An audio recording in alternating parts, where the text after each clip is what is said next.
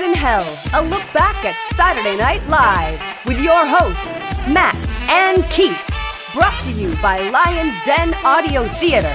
Like and subscribe to Lion's Den Audio Theater for more Lion's Den goodness. And here are your hosts, Keith and Matt.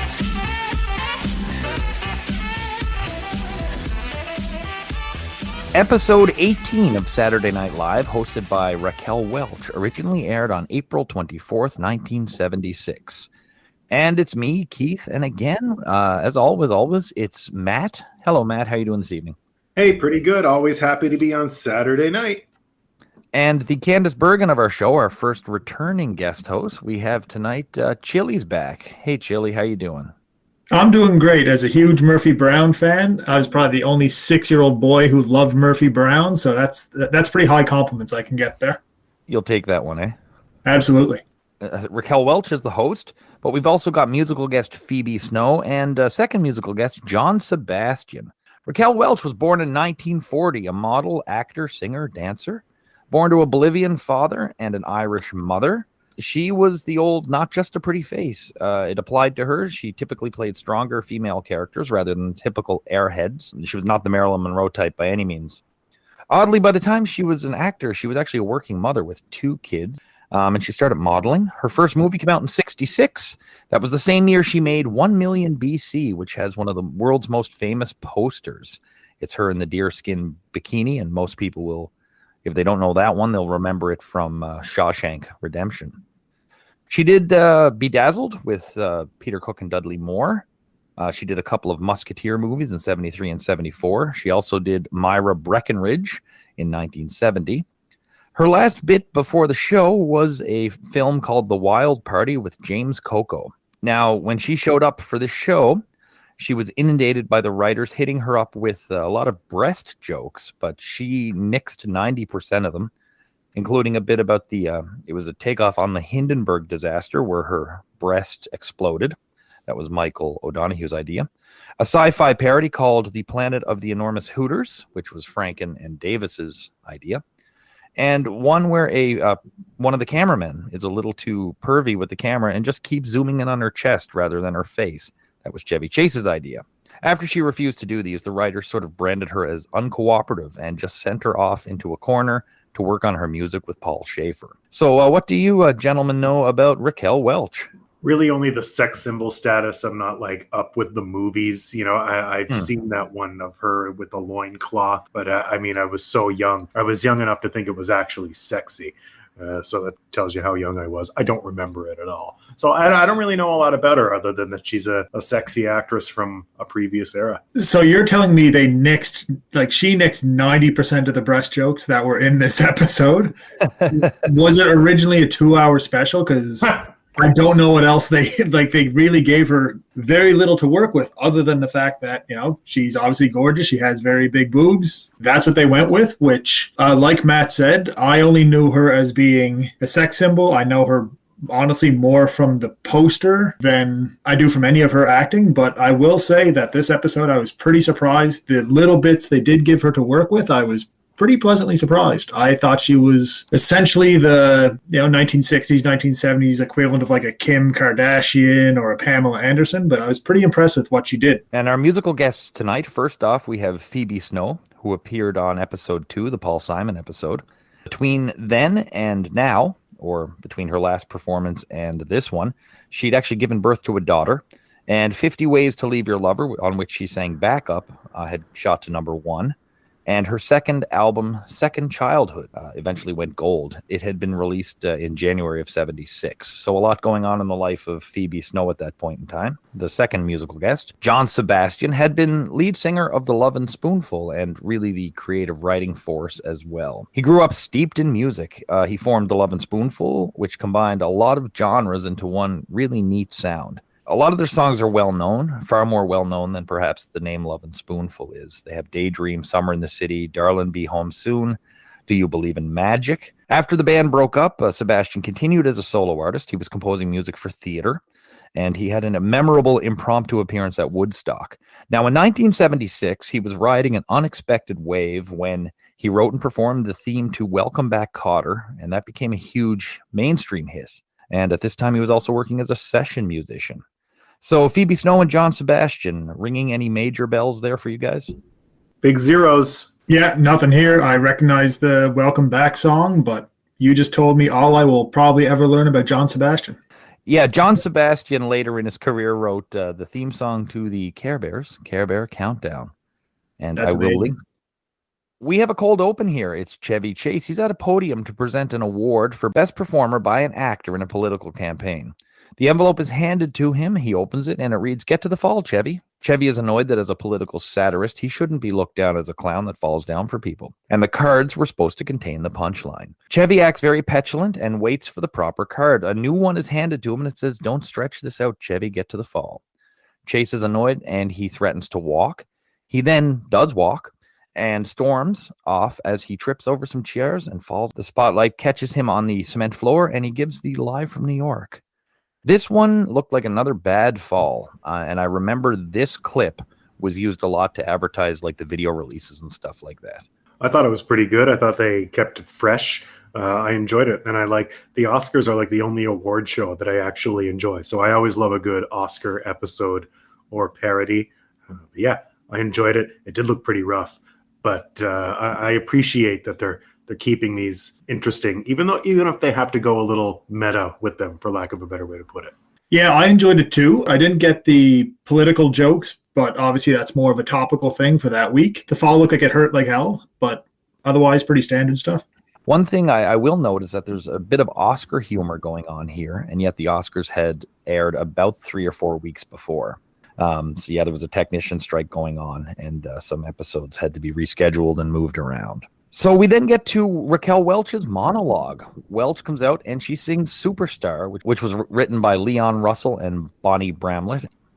Leon Russell will be one of the musical hosts in a coming episode. Welch does a good job singing. She's eventually joined by Joe Cocker.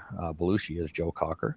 And Cocker had originally sang a version of this too. Great impression, weird placement, but to me, Belushi's appearance saves the segment. Definitely agree. And tough to sing anything that Karen Carpenter ever had her hands on. I'm a big Carpenter's guy, and she was just the best. So I'm thinking of her and listening to Raquel Welch sing this, and it doesn't work for me. Yeah, for me, first of all, Raquel Welch looked absolutely stunning, and this is the first time where I kind of realized, like, oh, she's actually might have a bit more talent. She sounded great when singing. But yeah, if it wasn't for Belushi coming out, and I'm not the biggest Belushi fan, it would have just been a very oddly placed segment of her just singing. But also after what you mentioned about the writers finding her difficult, I don't blame her necessarily for focusing on singing so much this episode. And fuck them for that.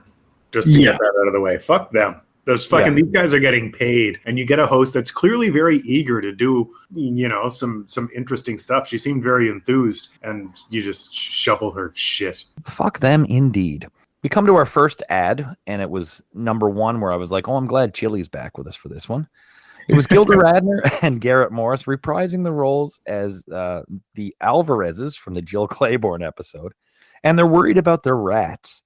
Chevy comes in as the Pied Piper, who asks, are your rodents getting the nutrients they need? And he's advertising Purino Rat Chow, and there's a great bit in here with rubber rats. I really like this. Gilda and Garrett were great, and this time I did notice the undershirts hanging in the background, Jill.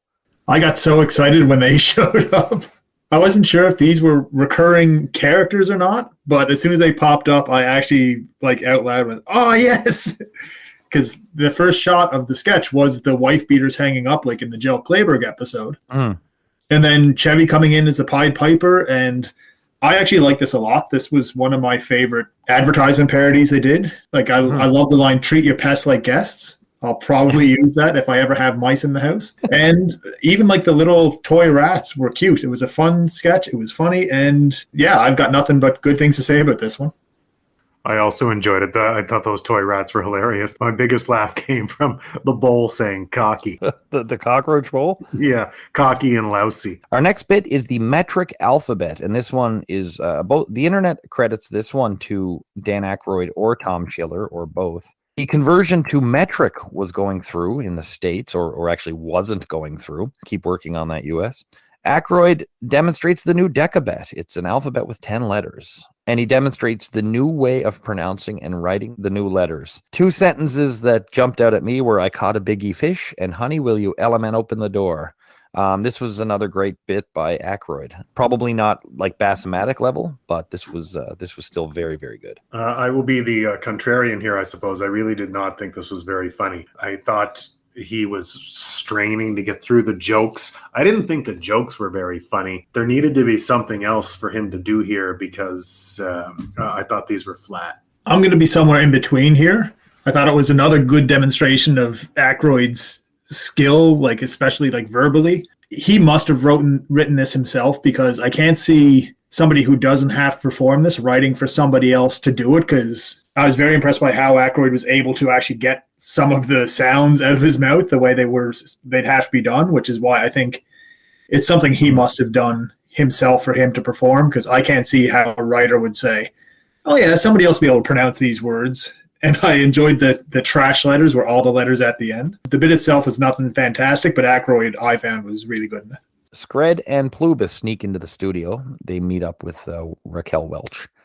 Plubis and Scred then offer to mate with her. Plubis grabs a breast. Actually, whoever was working the left hand of Plubis grabs her breast. She notes that they don't exist below the waist. Chevy comes out and tells the Muppets that they aren't on the show that week and they should go away. Chevy quickly changes from the chivalrous hero and tells her to relax and take her shirt off. I didn't like this. I assume that the Muppets for this episode were puppeteered by the writers who initially offered her all of the boob jokes that she refused. And they're like, oh, well, you don't want to do the jokes, eh? Well, we'll just essentially come out and grope you as puppets. You know, I'm not a fan of the Muppets. As soon as I saw it was the Muppets again, I thought, oh, for God's sakes, they're locked into the studio. Keith and Matt must have like gone back in time to written letters to get the Muppets written out. But this is bad. And even though, you know, I definitely don't appreciate the, you know, how all they looked at Raquel Welch for this episode was as a sex object, I won't lie. I did laugh at Chevy's delivery of relax and take your shirt off. If it was just that in the episode, it would have been funny because he's kind of playing, like I said, the chivalrous guy who becomes a lecherous creep. But then when every other joke in the episode is more or less about that, it does dampen some of it a bit. But yeah, fuck the Muppets. It was awful. Fuck the Muppets. I also found Scred especially rapey when he's like grinding into her and he's like, just relax, baby. For fuck's sake, Scred. So I missed a chyron there of a woman in the audience who is said to be Ruth Roman's niece. And Ruth Roman was an actor. I know her best from Strangers on a Train. Interesting bit. She was a passenger on the Andrea Doria when it sank. So we then go to Phoebe Snow. Snow sings All Over from her album Second Childhood. I think this is a really neat song. I think she has a weird voice, but it's really a good voice. Ahead of her time, I still hear singers trying to mimic this or sing this way. What jumped out at me, too, is her background singers basically looked like a bunch of my dad's friends from the 70s in these old Polaroids. They were just a bunch of dudes with smiles singing along. I'm glad you did. I thought it was really, really bad. She looks and dresses like Grandma Ryan, for starters. The backup singers, and this has nothing to do with the music, but I thought one of them was Chris Christopherson and the other one was Orlando Jones. But yeah, I thought this was really bad. Her voice is certainly unique. Just like no television presence here whatsoever. She's taking cues from Paul Simon. This guy is he's a black hole of charisma. I thought this was very, very bad TV. And I did not like the song, even a little. Well, I'll make it the trifecta of saying who I thought her background singers looked like. I had Al Borland, Paul Schaefer, who I think may have actually been the real Paul Schaefer, the horror movie icon, the Candyman, and just some 70s creep playing the Cabasa. Overall, like, it was, if you're not going to have stage presence, and I get it, it's the 70s, but don't have backup singers who look so distracting that she could have been singing, she could have been Pavarotti singing the greatest song he's ever heard, but I would just be focused on the really creepy guys in the back. Her voice, definitely unique. She sounded okay, but the song, not really my cup of tea. So our next sketch is the Claudine Longet Invitational, and this was written by Michael O'Donoghue.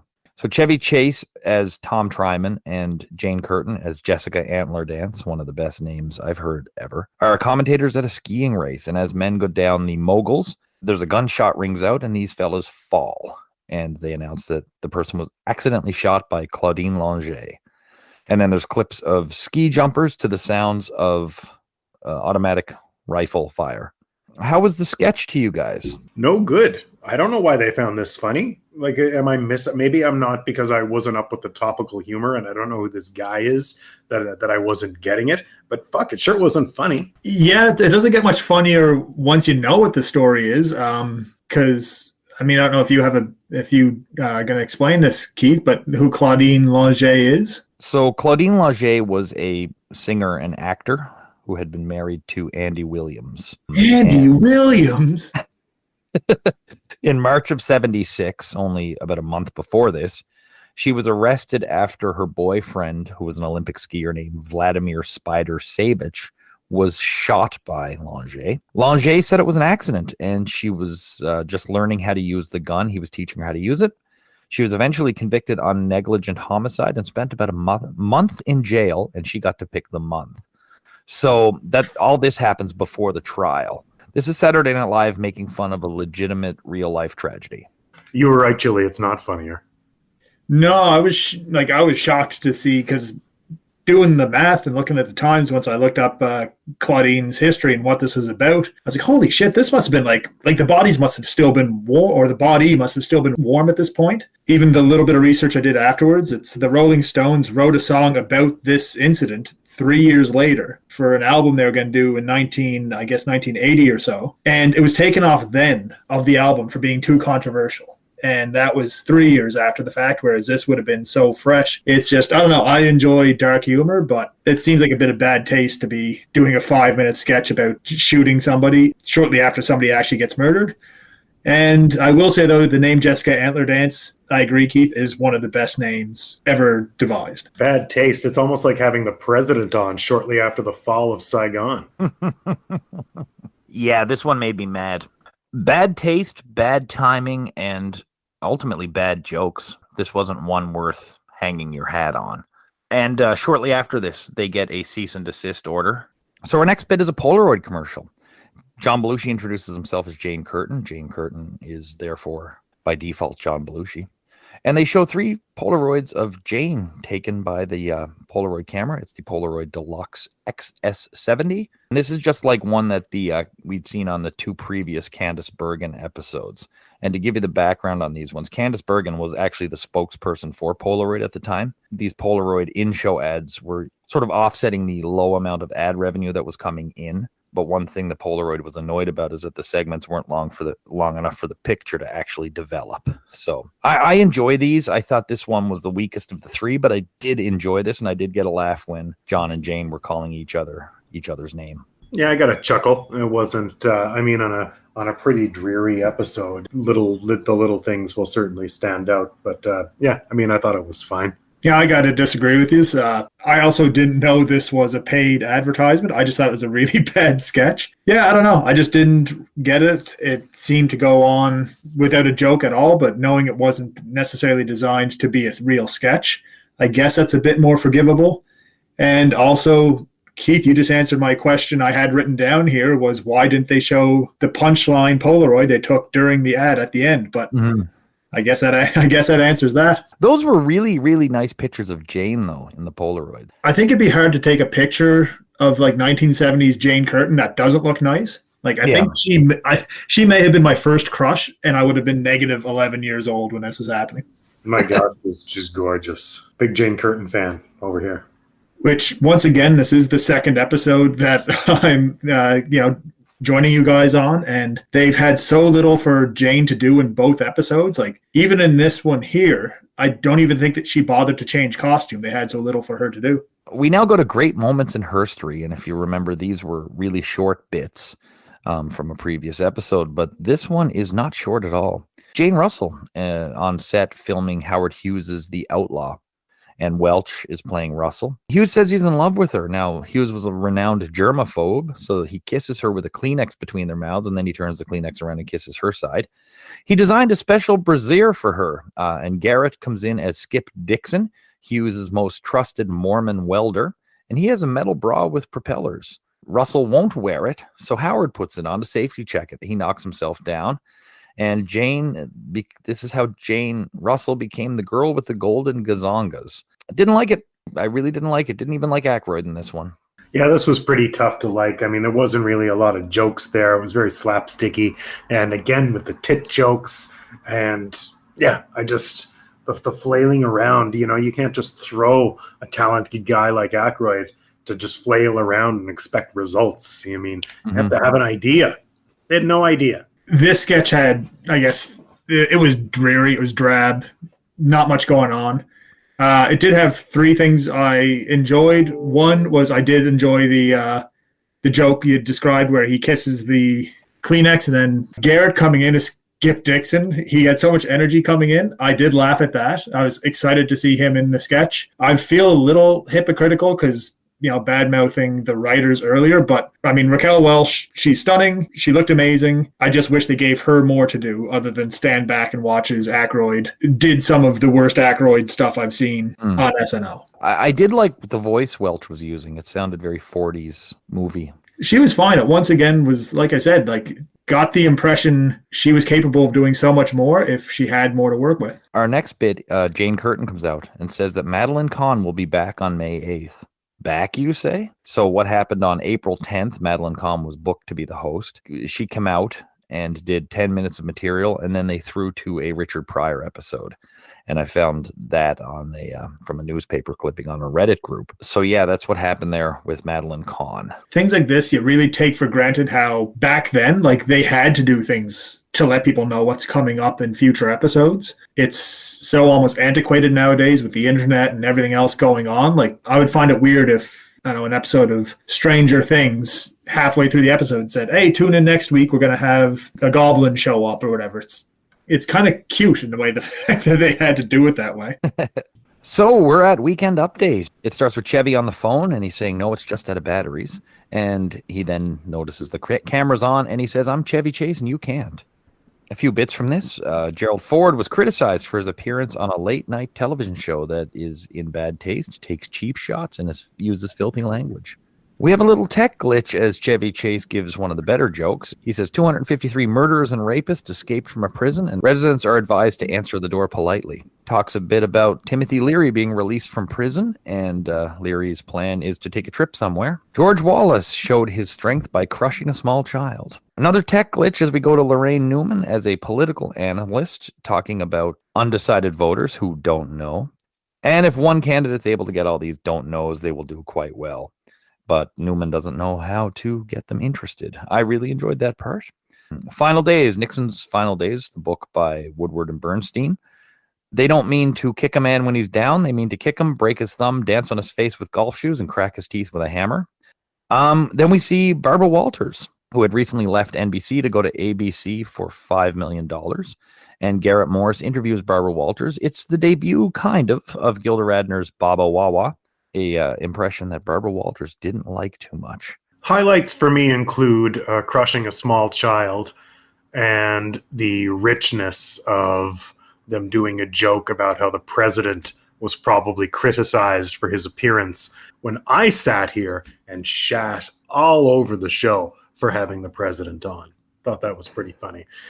and I thought Lorraine Newman was fine. I don't love the heavy wordplay jokes. But she did a really good job. But those are my things. I guess my takeaways from the first bit would be the line about the president being criticized for appearing on a show that takes cheap shots and all this, and it's 10 minutes after the shooting skiers sketch. Barbara Wawa, that bit was okay. If knowing it's the first time, I can see why they'd want to explore it a bit more.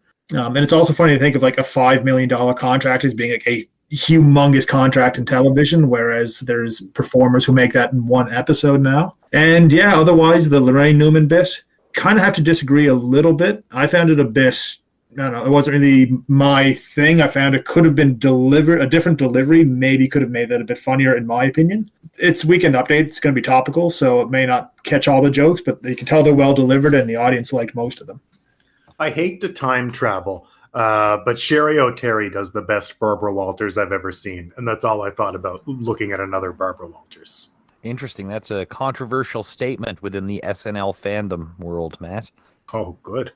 We then go to a bisexual minute, and this is Raquel Welch with no disguise, as Gore Vidal talks about how his ancestors planted the first seeds of the country, and yet none of them knew how great their descendant would be. This is Raquel Welch taking a shot at Vidal, who wrote the novel Myra Breckinridge, and she's actually wearing the swimsuit from Myra Breckinridge in the bit. Yeah, this wasn't particularly funny to me. I agree. I mean, I don't really have a lot to say about it. I thought it was pretty stupid.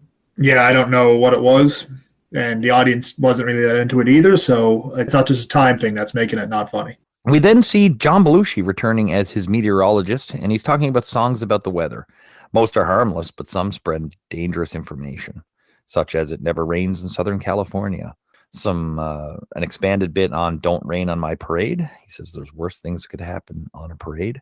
And then he gets into a bit about Toto not getting anything at the Wizard of Oz. He gets all worked up and won't let Chevy stop him. Yeah, this was very similar to one he has done a few episodes ago. He gets all worked up and falls out of a chair. This was not as good as his March Comes In Like a Lion bit, but maybe they're trying something new here. It worked once and it didn't work this time. Yeah, a lot of credit you give SNL for trying something new, which I don't think was the case here. This was the exact same thing done worse. Yeah, I always get intrigued when I see like buttoned up Belushi, and then it just got reduced to fat guy yelling sketch. So I don't know, wasn't for me. And that was it for Weekend Update. So we now go to John Sebastian singing the theme from Welcome Back, Kotter. He starts off, there's some issues with sound, and it throws him off, and he asks to start again. Everyone keeps going.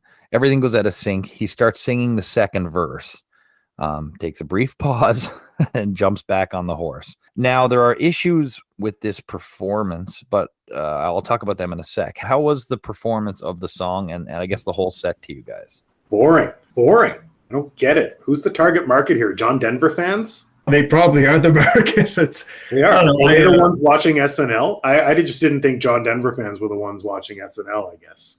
But I mean, considering the musical guest, I guess these proto Indigo girls are also watching. Yeah, I did. I just liked it because in a way, I'm familiar with the song, but also I like a singer who just sings. He didn't do any big crazy vocal bullshit. He just sang in a regular singing voice, and in a way very different from the other musical guest, Phoebe Snow, who is doing all this vocal stuff, and if it works or not, then that's up to you. But I did like just the peeled back, a guy singing the song without doing too much vocal bullshit. I should also mention that Belushi returns as Joe Cocker to hold Sebastian's harmonica while he uses it. I think Sebastian was hampered by tech issues. He's trying to get the audience to sing along, and apparently I found this in an article somewhere. The audience was singing along, but the monitors and the mics weren't turned on, so he couldn't hear them, and even more importantly, the home audience couldn't hear them. There was just a lot of tech bullshit going on, so I like the song. I like John Sebastian. Yeah, it was refreshing to see a mistake like that on live TV, and they just went back, recovered, started again. Yeah, for sure. It's live. That happens. Yep, and they didn't mask it. You know what I mean? That's what I thought too, Chili. He didn't do like a big hoedown dance or nothing? It's about 20 years away. Yes. Well, when you're Elvis Costello, you get in a bunch of trouble. That's true. That is true. Yeah. So now we go to a very memorable piece that's talked about quite a bit. It's the Lorne Michaels Beatle offer, and this was written by Michaels himself. So Michaels is at his desk, quote unquote, and he offers the Beatles the opportunity to come on the show to reunite. And he knows there's legal complications, and nobody has yet to come up with enough money to bring the Beatles back together. So he offers them, on behalf of himself and NBC, $3,000 to come on the show and sing 3 Beatles tunes. He says, "She loves you." That's $1,000 right there. They know the words. It's that easy. And they could give Ringo less if they want. He doesn't want to get involved. My favorite part of this sketch is my having read that John and Paul were at John's apartment in New York, watching the show and considered it. And then they were like, nah, we'd never make it in time. Other than that, it's classic. It's highlight reel stuff. I love this. This is one of the all-time greats. It's just a lot of fun. It's really cool that Lorne's doing it. I love when Lorne does stuff. And thinking about them catching that and shooting the shit about it. It's perfect. Yeah, I agree completely. There's a reason it's an iconic bit. And I think the main thing, like Matt said, the fact it's Lauren doing it, as talented as, Chevy or Aykroyd are, if they did this exact same bit with one of the performers doing it, it wouldn't have had that mystique of, will they actually reunite for this? Like, Lauren's delivery was great. It made it iconic. It's awesome. I love the sketch. Yeah, so there is a fair bit of lore. Matt, you touched on some of it that John and Paul were watching and considered going down. But the versions there, I've always heard that they would have been too late. The other version is they were just too tired and wanted a night off from whatever it was they were doing. In some versions of the story, the staff were somehow alerted that John and Paul might come. And the plan was to tell them after they arrived that they weren't allowed to play because they didn't bring their own instruments. And the thought of Lorne Michaels blocking two of the Beatles from playing together on the show because of union regulations was quite funny. Another one was just to bump them for time, to have them show up and say, "Hey, we're here" on camera, and then bump them and say, "We don't have time. We have to go to this sketch." They couldn't do that. It would have been a riot. I know. After the fucking Weiss film, there would have been a riot.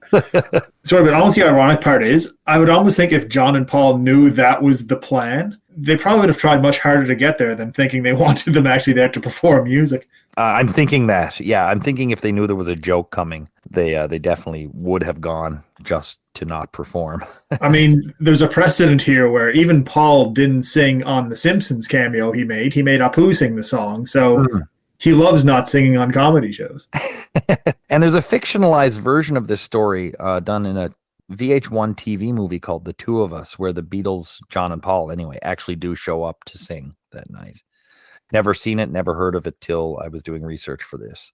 But yeah, this is absolute 100% 5-star highlight reel. We now go to a parody of One Flew Over the Cuckoo's Nest called One Flew Over the Hornet's Nest, where Raquel Welch plays Nurse Ratched, John Belushi plays R.P. McMurphy, Chevy Chase is Chief Bromfield, Dan Aykroyd plays Billy Bibbit. It's Oscar night, and McMurphy wants to watch the Oscars. This is a big takeoff of the Cuckoo's Nest baseball scene. I, again, wrote, I don't know why there's so many Oscars jokes when it happened a month beforehand, but perhaps this is all reflective of the strike, which delayed some episodes. They do their own Oscars. Fletcher wins for Cuckoo's Nest. She's happy, but McMurphy's angry because he thinks he should have won the Oscar, but he's talking as Jack Nicholson, who did win the Oscar for Cuckoo's Nest. It seems like this was written beforehand and then patchworked afterwards. Then they take off his antenna and he's lobotomized. I love Cuckoo's Nest. I love the way these guys have done movie parodies like Citizen Kane 2 and stuff like that. But they absolutely botched this. And Cuckoo's Nest is ripe with stuff you can parody quite well. See The Simpsons. I thought this was absolutely terrible. I was really disappointed with this sketch. I don't think you get this on the air today with Dan and Gilda pretending to be mentally handicapped. This is a non-starter. This doesn't leave the fucking one writer's mouth in 2021, in my opinion. I actually found it pretty egregious in that regard. And I know we've talked about this with some other sketches, i.e. the samurai sketch or the deaf person sketch. But this one, they were really playing these people for laughs. And I did not think it was cool. Yeah, this is awful. Once again, Raquel did a fine Nurse Ratched, didn't have too much to do. John Belushi is, a comedy icon, but how is he the one person on earth who cannot do a Jack Nicholson impression? It's the easiest impression. Everybody does it. It blows my mind, the fact that was such a bad Jack Nicholson. The chief actually being from India, bullshit joke. And just Belushi seemed exhausted by the end of the sketch. I don't know if it was he just knew it wasn't working, for a guy who's known as being like an explosive physical comedian, but that was his bread and butter. There's a huge explosive part in One Flew Over the Cuckoo's Nest that they had in the sketch where Jack Nicholson attacks Nurse Ratched. And I think in this, Belushi, they kind of put his hands meekly over her neck, shook her like 2 times, and he looked like he just wanted the sketch to end. Brad Dourif, did he piss them off or something? Because they must have mentioned 3 or 4 times, oh, and Billy lost. You're not going to win. It's like, holy shit, leave the guy alone. He's probably not too happy about it. But yeah, this sketch was bullshit. It sucked. And it was long, too. That must be the same year that George Burns won for Sunshine Boys. Because remember, Gilda did the thing with the cigar. Is that what that is? Yeah, that makes sense. Okay. I was thinking it was a Groucho Marx thing, but I was like, Groucho didn't win anything. No, I think Burns, that makes sense. It must have been the George Burns thing. Yeah, I was really disappointed with this. As far as the portrayals of the psychiatric patients, I gave it a slight pass because they're parodying the film, but even that got me. Choking out a woman on TV. There's just a lot. You're right, Matt. It would not appear today. So now we go to Gilda's Equal Time, and this was written by Gilda Radner and I think Alan Zweibel. Talks about the burdens that Raquel Welch undergoes as a sex symbol. Gilda thinks it's important that she speaks out for Raquel as a person. Gilda has seen Raquel naked when she snuck into the bathroom and climbed over the toilet seat to peek at her. She notes that she has the same body as Welch. Same parts, but Gilda's needs some regrouping. The intention here was very nice. I just don't think it was executed too well. Gilda got a little bit of a laugh. I think this is the type of a laugh that, like, your mom would have. My big problem with it is I couldn't tell if it was supposed to be funny or serious because I felt both intermittently, and you can't play with me like that in these short little tidbits. Yeah, it was short. I mean, that's about it. It seemed at the very beginning like, oh, maybe this is something, Gilda asked to be put in as a bit more serious note about how, people should be treated equally, even if they're good looking, as ridiculous as that sounds. But then once again, they somehow slipped it into somebody went into perv on Raquel. So it kind of went back to being serious with a good message to, oh, it's just back to the same old frat boy horseshit. And Gilda's done something before, if I remember correctly, Keith. Hasn't Gilda all done a serious presentation of this exact same aesthetic? The thing you really liked with, I think it was Candice Bergen, about women. Yeah. So no wonder I feel toyed with. So we now go to a Gary Weiss film. It's Raquel Welch dancing. The dancing was good. The music was good. Raquel Welch looked wonderful. I do not fault Gary Weiss for taking a few days to stand there and film a beautiful woman doing a good job dancing. I can totally understand why he took that assignment, but this isn't a Gary Weiss film. Yeah, it was very weird where you're waiting for the joke, and at the end of the bit, I even rewound a little bit, not just because it's just her dancing. Is there going to be a joke here? But I know last time you guys told me about Gary Weiss and how he does have this more offbeat sense of humor in his bits, and I was waiting for something. And once again, I'm beating a dead horse, but Raquel, she did what she was supposed to do. She's clearly an amazing talent. And yeah, it was what it was. It didn't belong in a sketch comedy show. I didn't like this week's film. I got put in your 25 cents to keep watching vibes. So we then get Phoebe Snow, and she talks to Raquel Welch about a library fundraiser she has coming up with Paul Simon and Jimmy Cliff. She sings Two-Fisted Love, which might be Saturday Night Live's first triple entendre. I also wrote it's the title of a film being shot in the basement of a warehouse two blocks away. I didn't like this. I didn't get it. I even looked it up. Is this about abuse? Is this about, two-fisted has three very prominent meanings. I didn't like this nearly as much as the other one. Yeah, I have to agree. It was fine voice, very unique.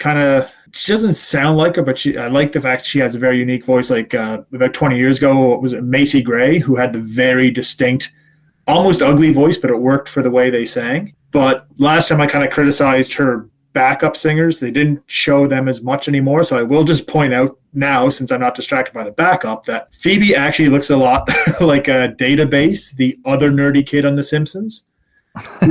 Who's in the episode when they go to Shelbyville to get the lemon tree back. Yeah, a candy bar wrapper, that one. Oh, look, a candy bar wrapper. Yeah, as soon as I was able to pay attention to poor Phoebe, I was like, oh no, she looks like Database. I could see the appeal of this song and just her music in general. It'd be fine if you're high or something on a Sunday morning. And that's about the only time I really get it. So then we go from a slow song to another slow song. And in this one, it's Raquel Welch singing It Ain't Necessarily So from Porgy and Bess. Terrible placement. Maybe one song too many, but Welch did a good job. It's too much music on this episode. And listen, I'm no pro, but, I'm sitting here. I have ears and I love music. I don't think Raquel Welch is a good singer. Why is she singing so fucking much? Am I wrong? Is she a good singer? I'm gonna defend myself a little bit. I don't think Raquel Welch is a good singer. And I don't know why they got her singing so much. I actually liked her singing. They definitely did Phoebe Snow dirty, though. Immediately after she's done, she's very unique voice and all that, and very, she has a unique look to her. To immediately go from her performance to it's almost like they said, like, oh, you think that was good? Well, here's a beautiful woman singing too. And it was just, I don't know, it was the weirdest placement of anything I think I've seen yet. The host singing immediately after the musical guest singing. It was very odd placement, and it dragged on and on and on. Scred and Plubis are backstage, and they find Favog covered in cobwebs. The Muppets want advice from the mighty Favog of what to do because they're not booked on the show. They're just puppets, and they have no lower half. Favog basically tells them to get in the trunk because puppets don't have feelings. So they open this big trunk, and they see Whist, if you remember him, the pot-smoking Muppet from November. And we don't see Whist, but they do. Queen Puta, though, we do see. She's in the trunk already. And so they all pile in the trunk. The mighty Favog indicates he plans to ask to host the show. This wasn't good. Everything the Muppets touch is pretty much poison. They need to die. There was no sympathy for them from me. It was just glee. Just fucking get rid of this shit. Like, I get the sense that the show is starting to learn itself and learn its identity. And, ask anybody, and like they'll say the best seasons of X show are probably 3 and 4 because you got to find yourself. And part of NBC's Saturday Night finding itself is getting rid of shit like this. I get it. You had to do it. You had to try new things. You're a new show. But, I should probably credit them for learning quickly, I guess. I think they get it. I think they know we don't like them.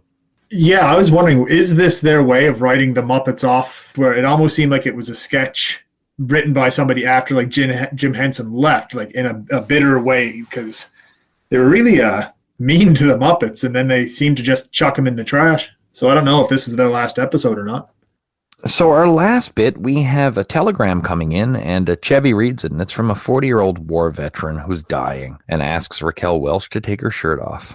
Raquel agrees, opens her shirt, and some really bad blue screen chroma key and rockets and such. And then as the final music plays, Raquel and Chevy dance, and nobody else comes out for the goodbyes. Pretty weak goodbye, really bad chroma key or blue screen. Not great. I mean, I didn't expect much of an ending out of this episode after having sat through it. Shit. I mean, Chili, sorry that these were the two that you've joined us for. Once again, I'm still trying to think if I've done something to offend Keith or not, but it was a rough ending to an overall rough show.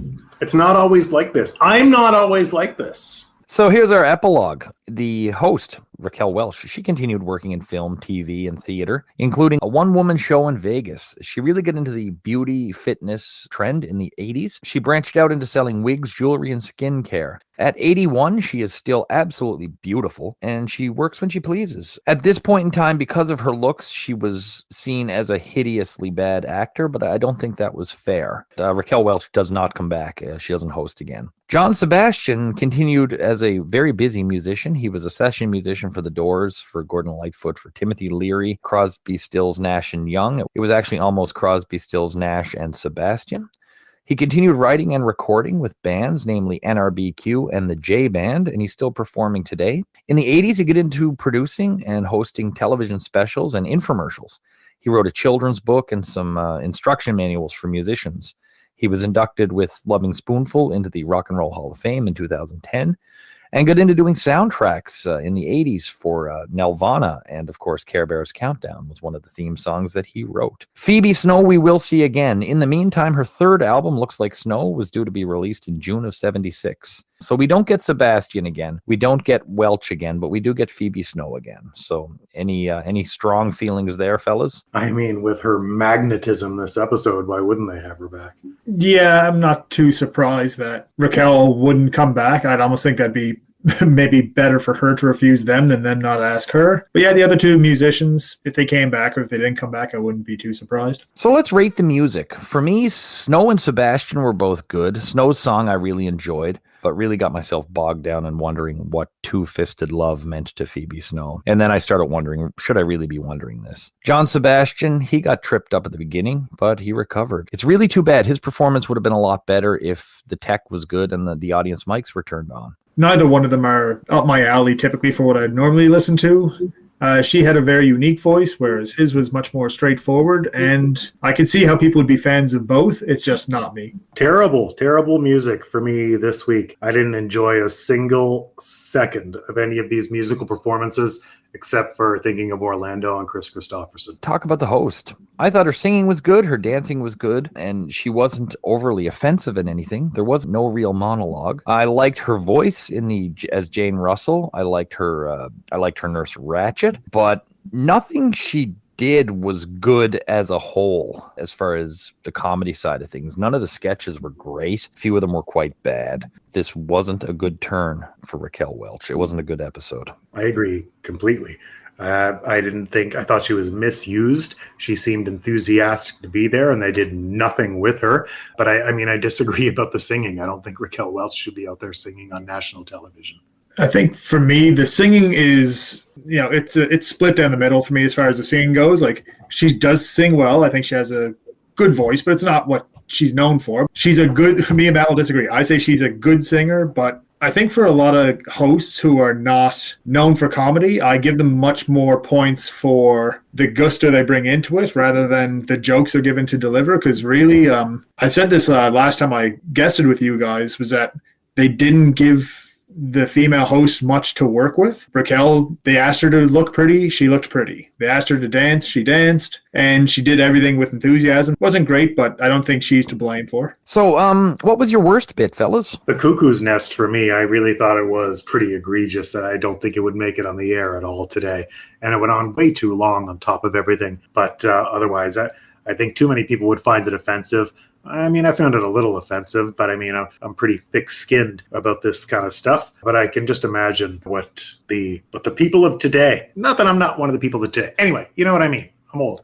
Young people would be furious with this. I initially was thinking Belushi and Jane doing the Polaroid commercial back and forth, but knowing that's a commercial, I'll actually take that off because that's not, the intention was to show how good the pictures were, and that did that. So I'm going to have to agree. In that case, I'm giving the worst bit to the Cuckoo's Nest parody. Wasn't particularly funny, went on forever, and Belushi not being able to do a Jack Nicholson impression is unforgivable. I'm going with the Claudine Longet invitational thing. That was too fresh. Someone actually died, and we were never sure. There's still debate on if it was an accident or not. Even if it wasn't an accident, a guy was dead, and they were making light of it on national television. I didn't like the sketch before I researched it, and once I looked into it, I was just disgusted by this. And I'm actually glad they got a cease and desist on this one. Maybe it taught them a lesson. If not the performers themselves, maybe somebody in the executive level was like, okay, we can't have too much more of this shit.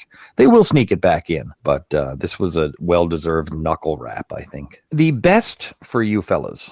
I'll jump right in and say the Lorne Michaels offering the Beatles $3,000. It didn't overstay its welcome. It was funny. It was well delivered, and it has the mythic backstory behind it. So no, I would give that one by far the best bit in what was an otherwise very drab night. Agree completely on that being the best of the night. Classics are classics for a reason. This was cool. It was different. It was Lorne. There was nothing like it on the episode. One of my favorites of the season. Couldn't agree more, fellas. This is classic, and it has every right to be. The only thing that came close is I really like Lorraine Newman's analysis of the don't knows, but even that is a world away from the Beatles offer. Star of the night, Chili. I'm going to give it to Lorne Michaels for his bit, but otherwise, yeah, I would have given it to Raquel. Lorne deserves it for me. Of course, I disagree with Chili. I wouldn't have given Raquel anything except for thanks for coming out. I'm sorry these fucking ass writers didn't have anything for you to do. It's not her fault because I really do get the impression that she seemed game. But goddamn, that Lorne segment is iconic, and coming out of the episode, that's where my mind is. That's what I'm thinking about. That's what you're talking about the next day. It's the best one for me. Well, what do you know? We got another sweep here. I really hate to break. This is only the third time I've broken from the not ready for primetime players themselves, but Michaels absolutely deserves this one. It was a rose between many, many, many thorns tonight. I do like how different you guys feel about Raquel Welch, though. Overall, this episode, this might have worked a lot better early in the show when it was more of a variety show, but it's a break from what we're used to and expecting, especially at this point. Found Chevy too pervy, and Update was weak. Garrett and Lorraine were too scarce. Jane and Aykroyd were around, but didn't do anything to blow anyone's mind. Belushi's cocker was good, but we didn't need to see him twice. I cannot understand how they could botch a parody of Cuckoo's Nest. For pure comedy, there just wasn't much here. But this episode does give us the Beatles pitch. The tech was obviously off. There were a couple of flubs in update. Whatever was going on with John Sebastian's set was terrible. And the blue screen business. They kind of found their format and they found their voice and they found what they do. But in this episode, they sort of threw it all away and went back to like episode 3. It was very disappointing. My score, I'm giving it a 4. And this is actually the worst episode I've seen so far. I also, Keith, give it a 4, actually. I thought the music was terrible. The host was misused. The writers were lazy. Lauren really saved the show, and a couple of chuckles otherwise kept it from being a complete disaster.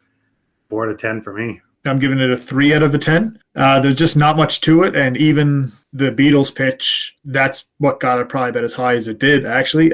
You just mentioned something, Keith, that made me think about why I might enjoy the show is because I still not watching as many as you guys have. I haven't seen how much they found themselves, so I still think of it as being the early variety show, like you mentioned. And in that case, it would have been a better variety show than an episode of SNL. Excellent. So we have a 4, and a 3. That gives us an average of a 3.6, and we have a new champion for shittiest episode to date. Two really low ones in a row from you, Chili. And the IMDb ranked this one, gives this one a 6.7, which, makes it the 20th out of 24 best episode of the first season. How was our exchange rate? 2.1 away. So I'd like to take the opportunity again to thank Chili for sitting through another dreadful episode. I can't say dreadful, but for season 1, a not so great episode of Saturday Night Live. That's 2 in a row, and hopefully we'll hook you up with a good one next time, buddy. Yeah, quote, thanks for having me in for another episode that I rank less than a 5 out of 10. But I still love doing it anytime. Yeah, you're paying your dues, bud. Our next episode is Madeline Kahn hosting and Carly Simon as the musical guest. You won't be with us, Chili, but what does that lineup sound like to you? Yeah, it sounds much more promising. Madeline Kahn, very funny comedic actress. This should be right up her alley. And I don't know the history, but it sounds like Carly Simon, her making these appearances is pretty rare at that point based on this episode. So it should be a good one. Matt? I mean, I'm excited for it because the show did a segment to sell it with Jane Curtin, for goodness sake. I'm not the biggest Carly Simon person by any means. She's sort of like 70s Taylor Swift, but I'm curious. I'm interested. Well, folks, until then, we'll be locking ourselves in a trunk and putting on our finest denim leisure suits as we sing backup for Phoebe Snow here in SNL.